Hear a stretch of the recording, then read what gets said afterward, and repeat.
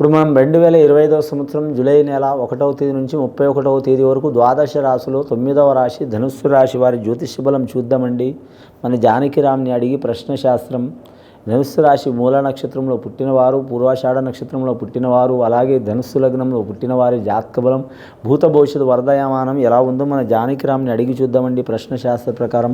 చూడు జానకిరామ్, ధనుస్సు రాశి వారి జాతకం చదువు, విద్య, ఉద్యోగం, వ్యాపారం, తలించిన కార్యం, నమ్మిన పని, చేసే పనిది, అనుకున్న కోరికది, అంశగల జాతకం, లక్ష్మిగల యోగం, అనుకున్న కోరిక, తలించిన కార్యం, అడవపడ్డ యోగం, ధనయోగం, రుణయోగం, ముణయోగం, సంసార యోగం, సంతాన యోగం, మనశ్శాంతిది, మనోయోగ బలంది, వ్యాపార బలంది, బిజినెస్ బలంది, రాజకీయ రంగంది, ఉద్యోగ రంగంది, అలాగే మా సంతాన రంగంది, సంసార బలంది, కుటుంబ బలంది, ఆలోచన శక్తిది, అడవబడ్డ శక్తిది, ఇంటి బలంది, కుటుంబ బలంది, చేసే పనిది, లక్ష్మీకళ యోగ బలంది ఎలా ఉంది చూడుతి. ఈ రాశివారి జాతకంలో చెప్పాలంటే మాత్రం వచ్చిండండి అభయాంజనేయ స్వామి వచ్చిండు. ధనుస్సు రాశి వారి జాతకంలో అభయాంజనేయ స్వామి వచ్చిండు, అలాగే షిరిడి సాయిబాబా వచ్చిండు. ఈయన చూసినా మాత్రం ఒక భంగిమలో ఆశీర్వాదం ఇస్తుండు. షిరిడి సాయిబాబా కూడా మాత్రం సర్వేజన సుఖినోభవంతోనూ ఆయన కూడా ఆశీర్వాదం ఇస్తుండు కళ్ళలోంచి. ముఖ్యంగా ఈ రాశి వారి జాతకంలో చూడాలంటే మాత్రం ఆదాయం ఖర్చు సరి సమానం ఉన్నదండి. 11 ఆదాయం 11 ఖర్చు. సాయం చేసేది ఇద్దరైతే వారికి నష్టం చేసేవారు 7 అండి, 5 ఎక్కువ ఉన్నారు.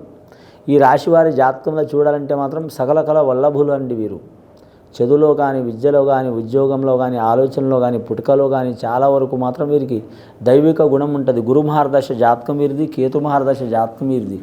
గురు మహర్దశ అంటే వీరి జాతకంలో చూడాలంటే పుట్టుక నుంచి విద్య అన్న ఉంటుంది, ధనమన్న ఉంటుంది, లేదా పెద్ద కుటుంబం అన్న ఉంటుంది, ఉమ్మడి కుటుంబం అన్న ఉంటుంది, లేదా వీరి జాతకంలో పువ్వు పుట్టంగానే పరిమళించినట్టు పుట్టుక నుంచి వీరికి విద్యా అభ్యాసం ఉంటుందండి. ఒక ప్రత్యేకమైన ధోరణి ఉంటుంది వీరి జాతక బలంలో.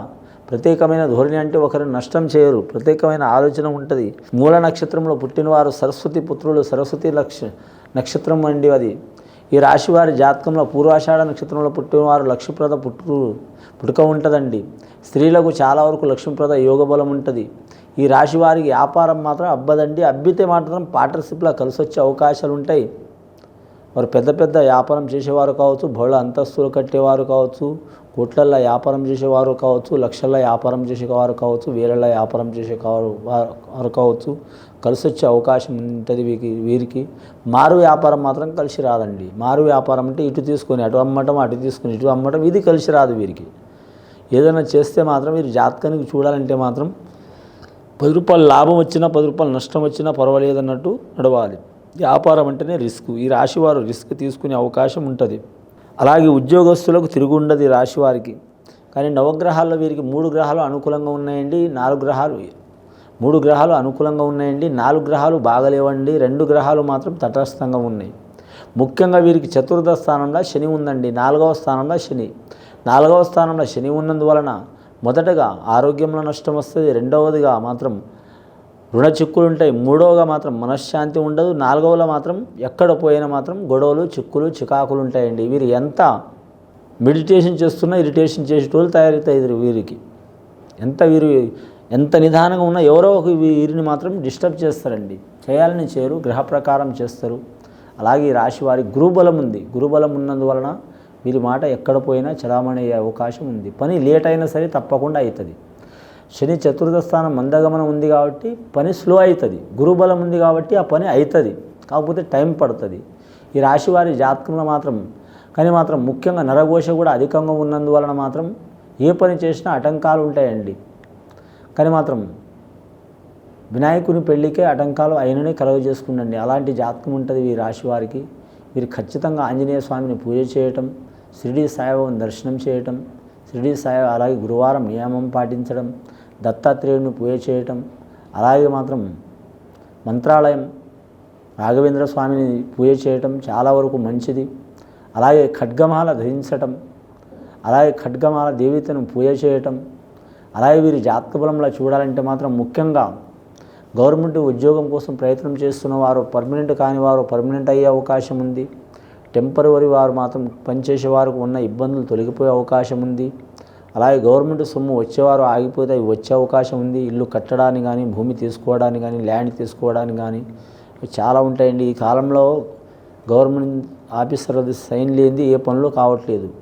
కాబట్టి అలాంటి పనులు ఉంటే మాత్రం ఖచ్చితంగా జరిగే అవకాశాలు ఉంటాయి. రాజకీయ రంగంలో ఉన్న వారికి మాత్రం అరిష్టం జరిగే అవకాశం ఉంది. దేశం, ఏరే రాష్ట్రం, ఏరే ప్రాంతం వెళ్ళాలనుకునే వరకు చిక్కులు చికాకులు తొలగి వచ్చే అవకాశం ఉందండి. వివాహం కాని వారికి వివాహం నిదానం చేసుకోవడం మంచిది. ఆల్రెడీ వివాహమైన వారికి సంతానపరంగా, సంసారపరంగా, కుటుంబపరంగా, ఆరోగ్యపరంగా ఇబ్బందులు తప్పవు. అలాగే ఈ రాశి వారి జాతకంలో పూర్వాషాఢ నక్షత్రం వారికి లక్ష్మీకళ యోగబలం ఉంది. అష్టలక్ష్మి పూజ చేయాలండి. వీరి జాతకానికి 8 శుక్రవారాలు పూజ చేయడం చాలా వరకు మంచిది. ధాన్యలక్ష్మి మూలంగా మాత్రం అన్నానికి లోటు ఉండదు. ధనలక్ష్మి మూలంగా ధనానికి లోటు ఉండదు. రాజ్యలక్ష్మి మూలంగా మాత్రం రాజ్యంలో ఎక్కడ పోయినా అనుకున్నది సాధించే అవకాశం ఉంటుంది. సంతానలక్ష్మి మూలంగా సంతానపరంగా కలిసి వచ్చే అవకాశం ఉంటుంది. గజలక్ష్మి మూలంగా మాత్రం వీరి జాతకానికి మాత్రం ఎక్కడ పోయినా మాత్రం వీరికి గౌరవాదులు లభించే అవకాశం ఉంటుంది. అలాగే ధైర్యలక్ష్మి వలన మాత్రం ధైర్య సాహసే లక్ష్మి అన్నారు. ధైర్యం ఉంటేనే ఏదైనా సాధించగలుగుతారు. ఆత్మవిశ్వాసం ఉంటే ఏదైనా సాధించగలుగుతారు. కానీ మాత్రం ముఖ్యంగా ఎక్కడ పోయినా లక్ష్మీకళ యోగబలం ఉంటుంది. అలాగే వీరలక్ష్మి అంటే వీరులకు విజయం ఉంటుంది. వారు వీరులకు యుద్ధం చేస్తే వారికి విజయం సాధిస్తే మాత్రం తిరుగుండదు.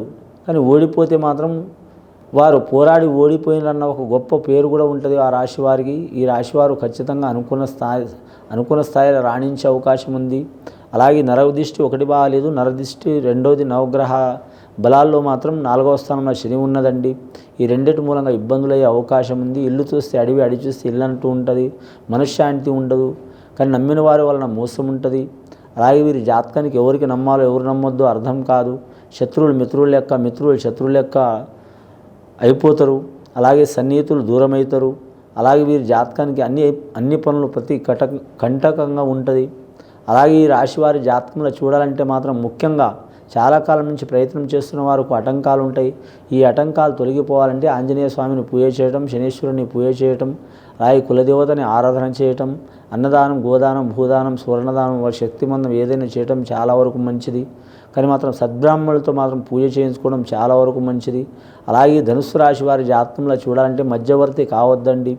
ముఖ్యంగా 2.5 సంవత్సరాలు జాగ్రత్తగా ఉండాలి. ఈ ఆషాఢ మాసంలో మాత్రం ఆషాఢం, శ్రావణ మాసం అమ్మవారి పూజలు ఉంటాయి కాబట్టి, ఖచ్చితంగా నోములు ఉంటాయి కాబట్టి వారి కుటుంబ సభ్యులతో పాటు వారు కూడా మాత్రం శుక్రవారం కానీ, గురువారం కానీ, మంగళవారం కానీ నియమం పాటించి అమ్మవార్లకు మాత్రం పసుపు కుంకుమలతో ముత్తైదు మహిళలకు ఎన్ని వస్తువులు ఉంటే ఆ వస్తువులు ఇచ్చి మాత్రం పూజ చేయించడం చాలా వరకు మంచిది. ఇది విని చూసి ఆచరించే వారికి, ధనుస్సు రాశి వారికి సర్వ సౌఖ్యాలు కలుగుతాయండి. శుభం భూయాత్.